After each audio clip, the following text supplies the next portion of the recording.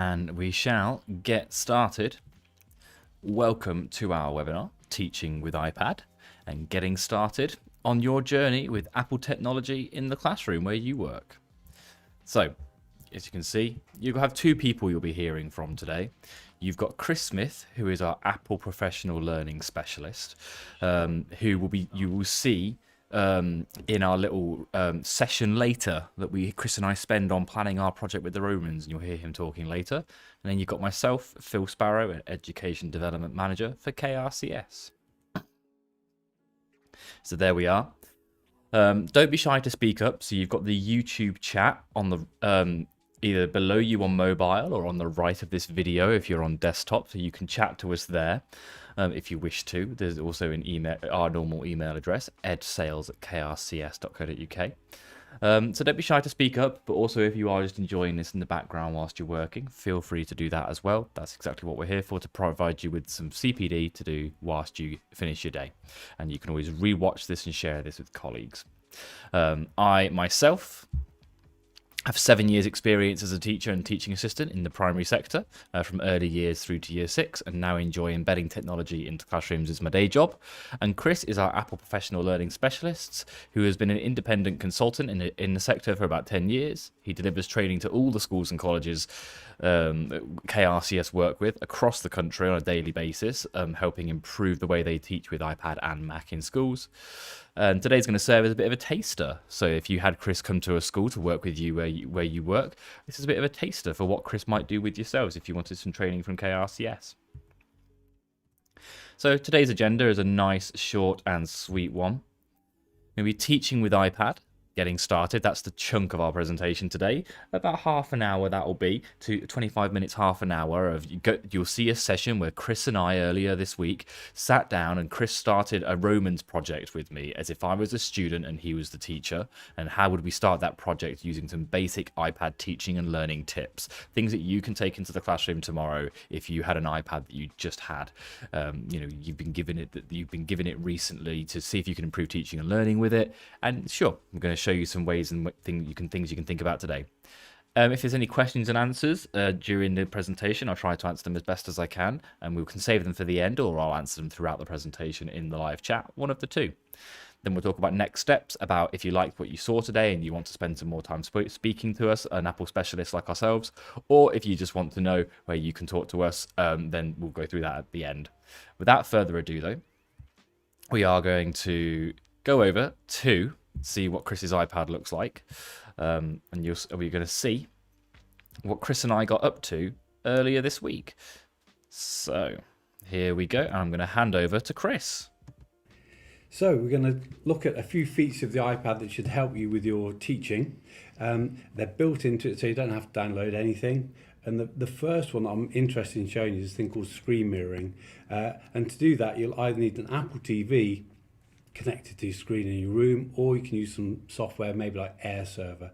Once you've got either of those two up and running, at the top right hand corner of your screen, you swipe down and a menu opens. In this menu, you can see on mine there's two rectangles, which are TV screens. I tap onto that, and that would allow me to choose where I want to mirror my iPad to. And once I've done that, that frees me up to walk around the classroom and use my iPad in lots of different ways. The main way I'm thinking is, if I were to tap onto my camera, I could look around the room and see what's in there. You can see I've got my Apple Pencil waiting to use.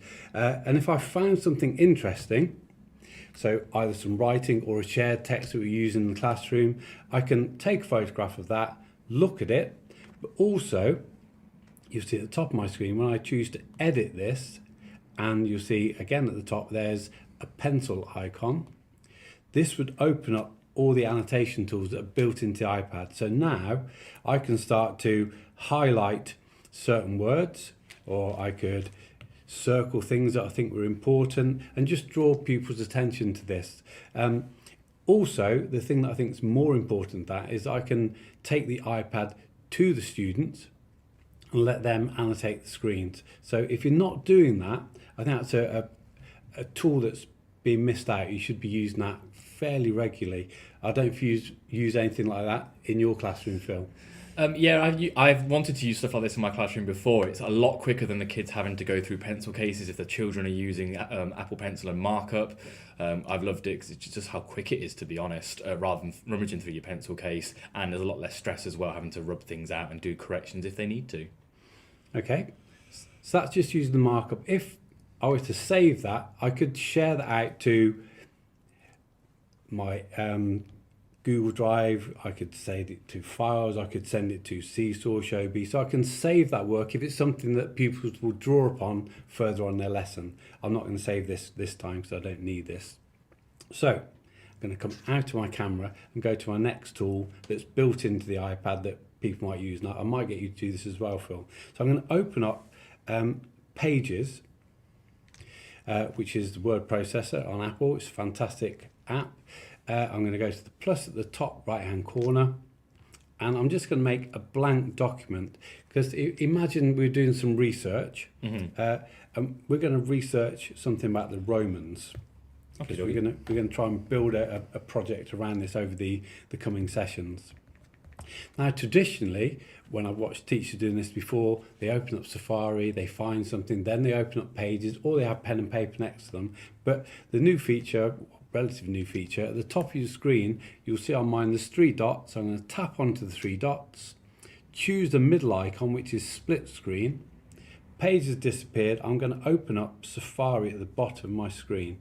And now I can have a web browser on the right and my research notes on the left. Oh, so now I can actually, so now I've got Safari open, I could do my Romans, research, and if I'm in Key Stage 2, for example.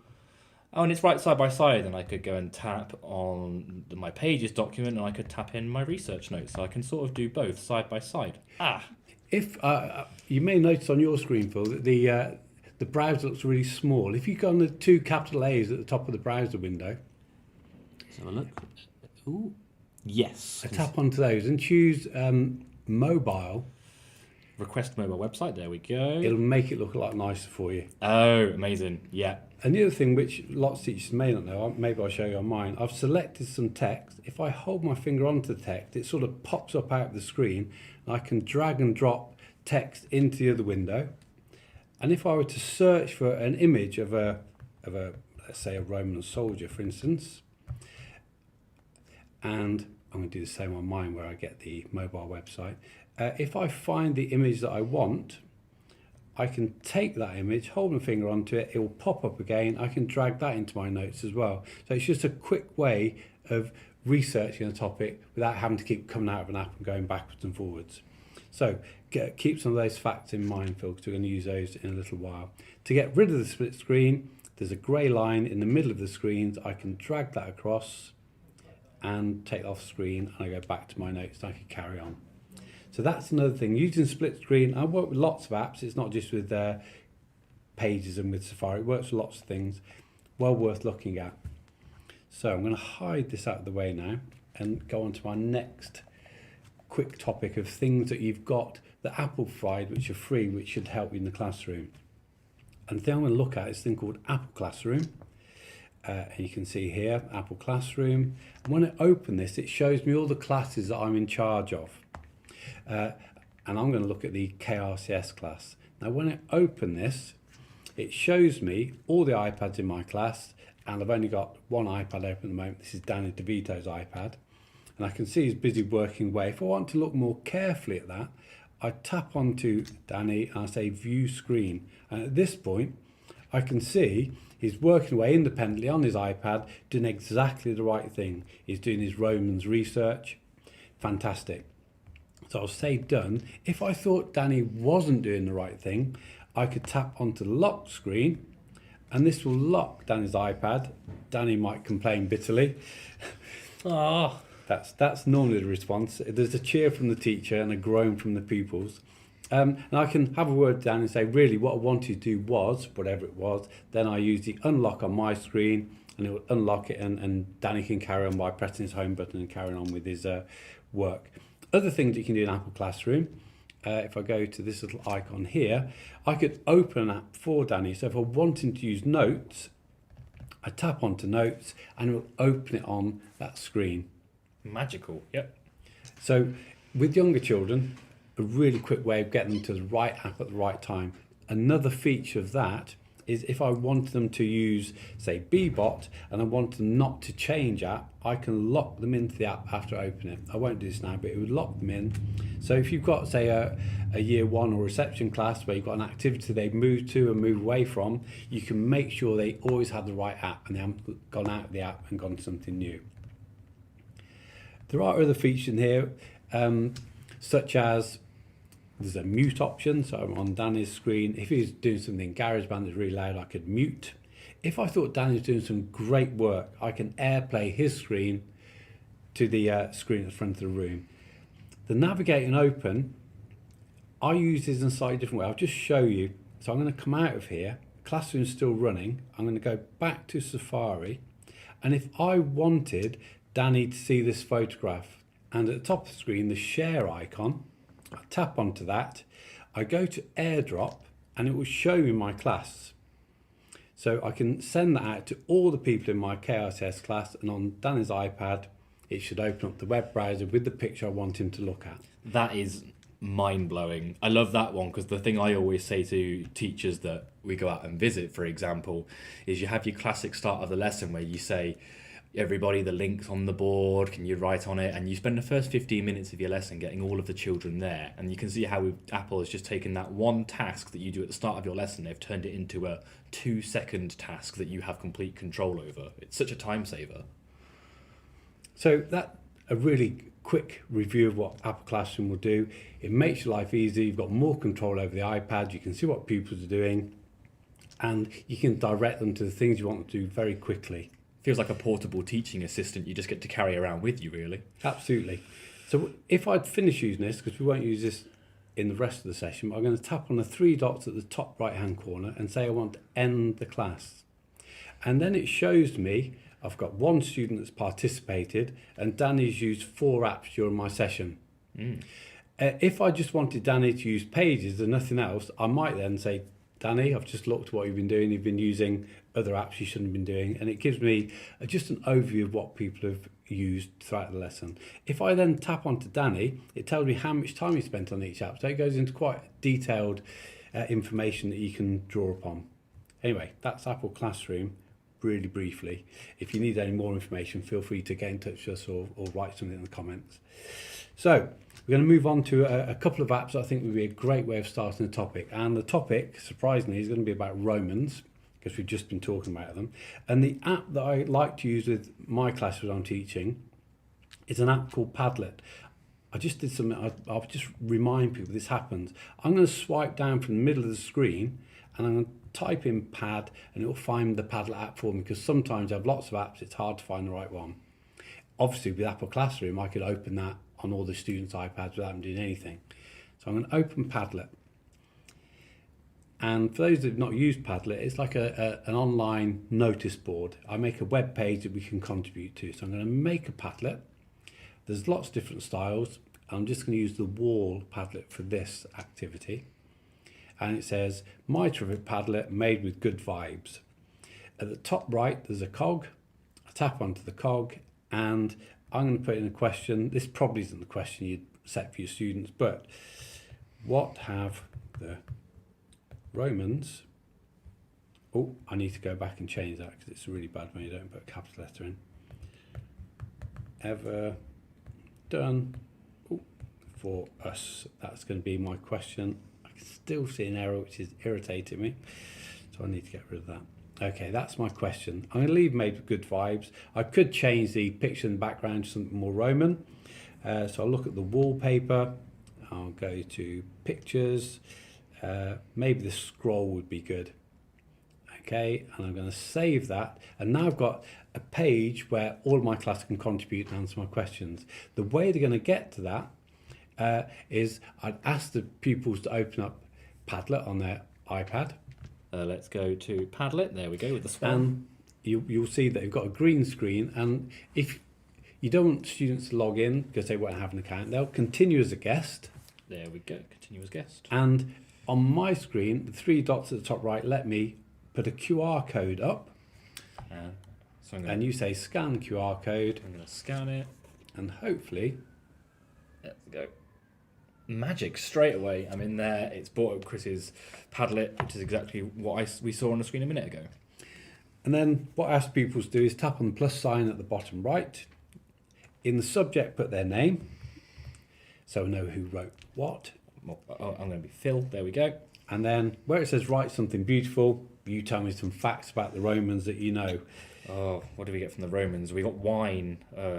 Romans gave us wine.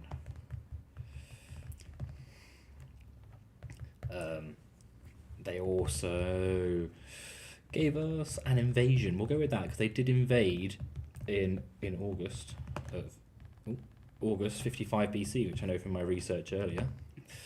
I'm glad somebody's researched well. And what else have we got? And they gave us, was it modern plumbing they gave us, wasn't it? Oh, see, you've got one of mine. There's one that I knew. I think and then I can see in the top right, I can see the publish. So I'm going to click publish because I want my teacher to see it.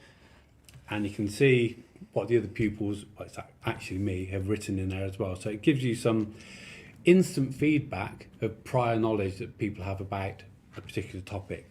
So when I was teaching, if I asked a question of the class, what do you know about the Romans, I'd probably get the same hands go up every time. Whereas this, every child in the class gets a chance to think, write it down and publish it. And because you're using iPad, you may be able to do this at the beginning of your lesson. It might be that you can make this an extension task for some of those children to do at the end of another lesson, so it's ready for you to look at during your planning. It could be you can do this over the web. You could set it for homework so they can look at it. They can look at it at home, and you've got that pre-assessment before the children even come in the building. Brilliant.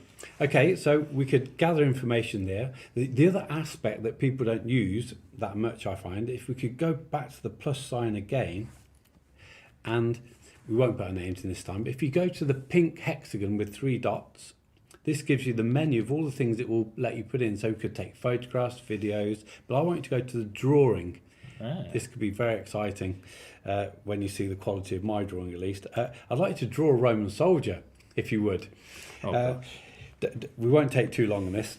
All I know is they had shields. I think they had these sort of long shields, but we'll see. We'll give us a second, and we'll draw something of great importance.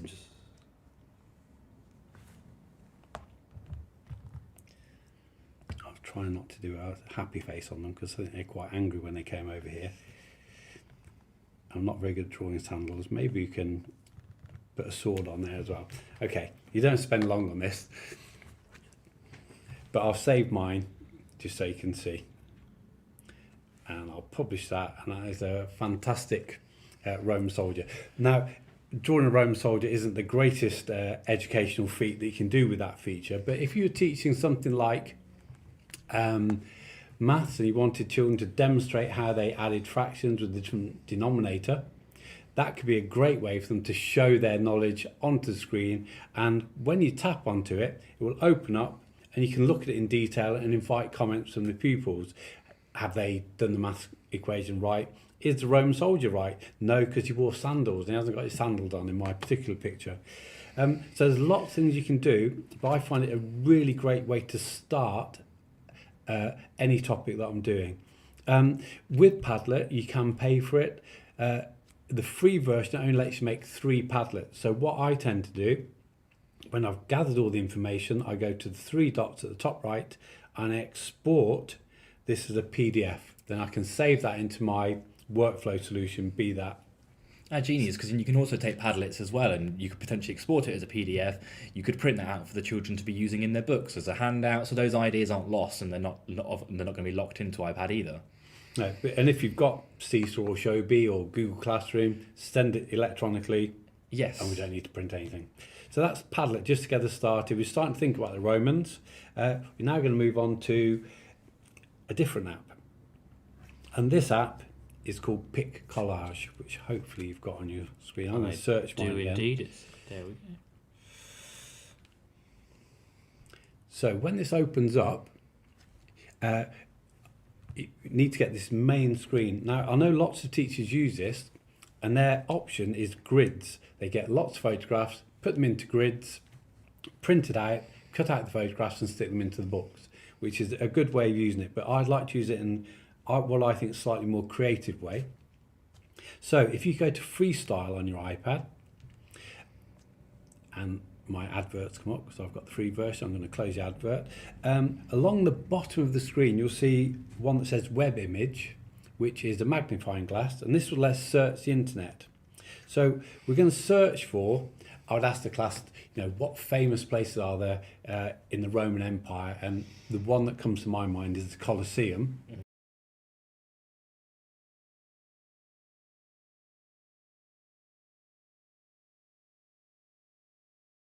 We don't have to go out and go to Safari, it's already in there. And we're looking for a Roman soldier that's got a plain background.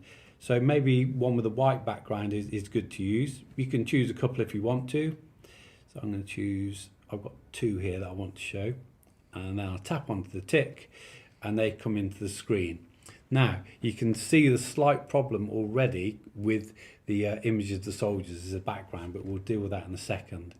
So on the picture of the Colosseum, we're going to double tap and a menu will come up and we're going to set that as our background. And then set as background. Then if you tap into the grey area at the side, that gets rid of everything. I've just got my 2 soldiers in here now. Now this is what I think is the genius of Pick Collage. So I've got the soldier I want. I'm going to double tap onto the picture of the soldier and choose the cutout tool. Now use my finger, or in my case Apple Pencil. I'm going to draw around the edge in one continuous go. It doesn't have to be perfect. All the way around, then let go, and it selects how I want to cut out my image. Now my cutting out isn't great. I can see Phil's doing a great job over there, far more accurate than I was ever going to be. But on my screen, if I go to the next picture along, it shows me the cutting out that Pick Collage has done. It's done a much better job than me. So you could try on yours for the second one along, just see what it does. And it just gets in exactly right. Oh, it does, yeah. It's very clever. On mine, if we look at my screen, I need to go to the edit tool, which is the pencil, and use the eraser, and I can pinch this out, and I can get rid of the bits that it didn't get. So I won't spend long doing this, but I could spend a long time doing that to get it perfect, but that will do for what we're doing. Now I tap onto the tick, and now my soldier comes into the scene without so much of the background. The other one I've got to do this really quickly. I'm going to cut him out really badly, like so. Use the one that Pick Collage has done, could be that one, but I am going to edit this and use the eraser, because this is another technique you can use. I'm going to erase, because this is a model of a soldier with the armour on. I'm going to erase the face just there to show you the things that I want to do. So I'll add in 2 soldiers to mine. So I've got one with no face, one that has got a face. And now we're going to tap into a blank area of the screen, and if I was doing this with pupils, I would have asked them to take a photograph of themselves, start off with just a portrait. But I've downloaded the photograph. I don't know if you've got a photograph on your camera. I'm going to go to photos. I'm going to put my picture of Russell Crowe in, because I think he was a Roman something. Was he Gladiator, the film? Yeah, he was. Put him in. I'm going to double tap, use the cutout tool, and there's 2 ways I can cut out with all of his hair. That'd be fine. And again, Pick Collage does it nicely, and I could plonk my head, or Russell Crowe's, onto the soldier. Brilliant. If I want to, the more clever version, I could tap onto that head now and duplicate. I'll make this one a bit bigger. I can put his head there, but if I double tap on him and send him to the back, his face pops out from behind the helmet, which I think is absolute genius. You might think it's ridiculous, but I can guarantee every child in your class will love it. It's teaching some skills on layers as well for things like Photoshop, so it's discreetly teaching a lot of sort of industry skills as well, to be honest, which kids are going to need as they grow up. Yeah. So, have you got your head onto your picture? Have you got a picture of somebody you could put in? I could plonk one on, yes. So I need to tap on photos. Needs to give access, there we go. Access all photos. Yeah, and then we've got Daniel Craig. Yeah, obviously pupils will put themselves on, and should I be working in your classroom, I will make you the teacher put yourself on. But fortunately you can get away with it today. Yep, and then we So cut just it out like this. Might be a bit lazy. See if there's a slightly better one. I think it's cut his eyes out. I think. There we go. But then, like you said, You can work on this to any length. But yes, but we won't. We're gonna then make his head a bit smaller. And I haven't cut out the head underneath. We'll just plonk him on that's top. fine. We'll just plonk him on top there. Beautiful. So the last thing I'll do with this, just to get them thinking about the Romans, is go to where it says stickers at the bottom of your screen. Yep. And if you choose the pick collage ones, they're free, but I just want you to choose one of the speech bubbles. Yep.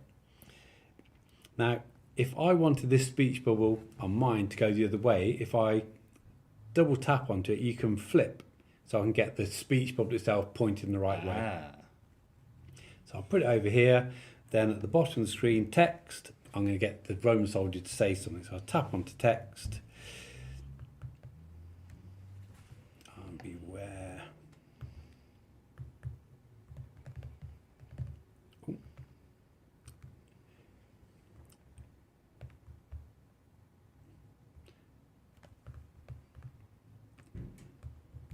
Okay.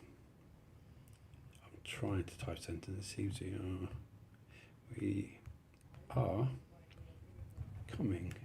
Let's put that, maybe I can have an exclamation mark at the end just to finish it off. Okay, so I'll write some text. Now, that doesn't fit into the box, but two things. One, the arrows make it bigger or smaller, but the line on the left of the text lets you reduce it and make it go into more lines, which I think is the better way of getting this to fit into there. Yeah. Okay. Wicked. There we go. Brilliant. So they're doing some artwork, they're doing some research, they're telling a story, we're doing lots of things in a really simple app. And it's quite fun to do, I think. I don't know how you found it. I really enjoyed myself, yeah. So the last thing with this, we're going to say done, and it will give us some options where to save it. Now, if we had Seesaw or Shobi working, we could tap onto more and save it to there. What I'm going to do though for this is save it to our library, just to save it. I'll look at Seesaw and Shobi in the coming weeks. I also want to go back on the arrow at the top left after I've saved it, because there's something else I want to do to make a further resource with this. So I'm going to take the speech bubble, and when you move it around, there's a bin at the top of the screen. I'm going to put that into the bin. I'm going to put one of my soldiers into the bin and the spare head, and the words are going in the bin. So I've just got one soldier in the background. If I double tap on the background and choose the white plain background on the screen, okay, that's good. Tap into the grey to get back. I'm going to put my soldier in the middle of the screen, and I'm going to put the head back on, and I'm going to save that as well. A plain soldier with my head on the screen. I say done, and I'm going to save that to my library. And we're going to use these in our next session. So that's our resources ready for it. If I wanted to share those really quickly and easily now, I could say to you, let's go back to Padlet. I'll just show you on mine. Tap on the plus sign. Go to the icon for photos. And I could add in my work from here and share that with the class. So it's a great way of seeing what everyone else has done really quickly, really easily. And that appears on my Padlet screen. Okay, so there. Few things we've gone through: how to mirror your iPad, how to use that in the context of teaching and learning, how split screen will help you with collecting information, doing your research. Then we've looked at sharing information with each other and learning from each other via Padlet, where Phil wrote that the Romans gave us wine, and they gave us an invasion, which is a great gift to receive. Then we looked at using the drawing tool in there. Now, I know my glorious Roman soldier leaves a little to be desired, but think of it for all the other things you can do as well. And then we moved on to pick collage. I hope I can find here. And we made a Roman scene, and we put some context to that by explaining what the Roman thought, what he was going to do, how he's going to change things, what his life was like. And we've got those resources saved out for an activity we're going to do next time. I hope you found it useful. How did you find the activities, Phil? I learned quite a few new things today.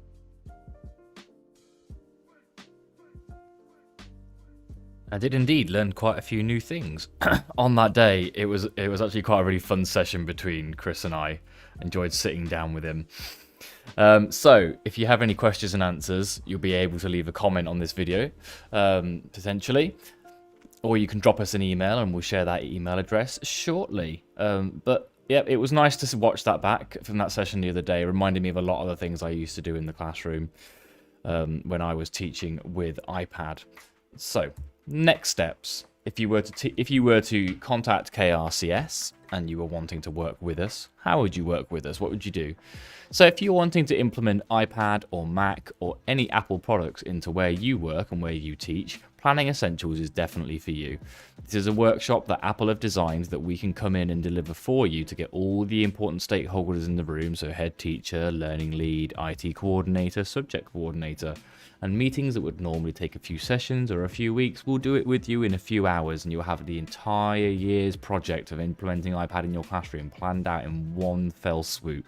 It's a really high impact, high out value session. If you're wanting to narrow down a little bit more, working specifically on areas of your curriculum, whether you've got some targets to work towards, you've got some things on your long-term improvement plan to work on, Curriculum Essentials is where we'd have Chris Smith, who you've heard from today, would come into your school and work with you to help develop specific parts of your curriculum where you're already using iPad or where you're not using iPad and you want to enrich it with iPad. Either way, you've got those two things we can do with you next time. So, that is the end of our presentation today. It's the end of our stream. But here's where to find us. You can talk to our education team, that's me included, at edsales@krcs.co.uk. You can give us a call on 0115 985 1797 and ask to speak to anyone in the education team, or if you want to speak to myself, ask to speak to Phil Sparrow. Follow us on Twitter at KRCS_education. Visit one of our high street retail stores where teachers do get a little bit of discount on Mac, I've heard. So, at Nottingham, Derby and Hull. But lovely, thank you very much for joining us today. This screen will be staying up for a few seconds and then we'll be saying bye-bye for now. Thanks very much.